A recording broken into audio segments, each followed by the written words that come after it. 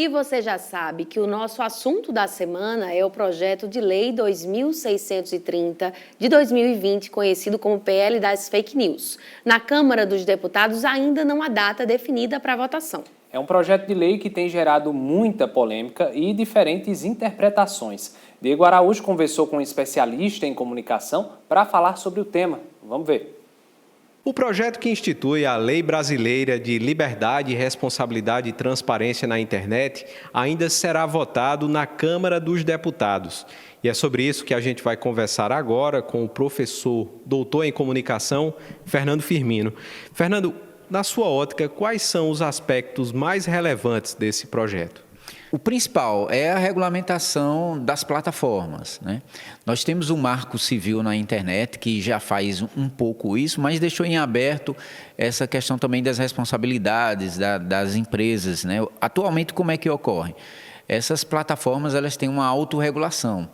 Só que isso não tem sido suficiente, né, para, por exemplo, combater desinformação e algumas questões relacionadas a crimes, né, na internet. Então, essa regulamentação ela é fundamental para resolver essa questão. E quais são as principais mudanças que ele traz ou trará para a gestão de provedores e aplicativos de mensagens, por exemplo?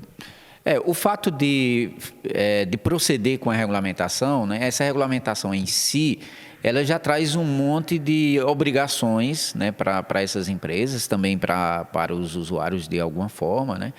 E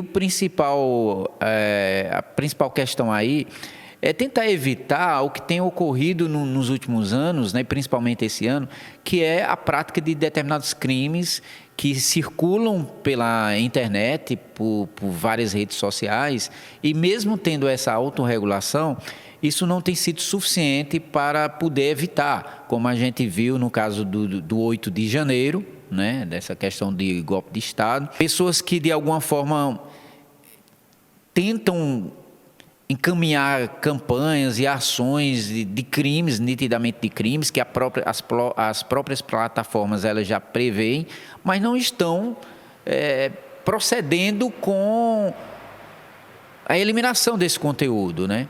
Não estão tendo filtros suficientes para poder evitar que isso chegue ao grande público. A gente está falando de plataformas que têm bilhões de usuários. A Europa já procedeu com a regulamentação. O Brasil está se baseando também no Parlamento Europeu para fazer isso, né? E as principais mudanças primeiro, a gente tem atualmente o uso, né, quem usa a internet tem aqueles cookies, né, que é uma espécie de aplicativo que permite que você, quando entrar mais uma vez, a plataforma te identifique. Tem esse lado positivo, só que também ele tem uma extração de dados. Então, isso precisa ficar mais transparente. Então, essas plataformas com essa regulamentação, elas vão precisar, de alguma forma, informar a um possível órgão regulamentador que vai ser ainda criado, né, sobre alguns problemas sistêmicos, né, por exemplo, e para que essa internet fique mais segura e transparente também para os usuários.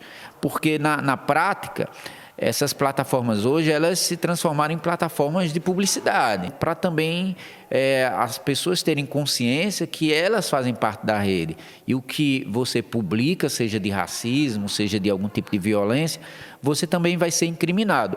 Uma questão que pode mudar com essa regulamentação é que, atualmente, geralmente é só o usuário que é punido. Só que as empresas também podem coparticipar dessa punição, né, por elas deixarem algum tipo de conteúdo ofensivo e criminoso circular livremente.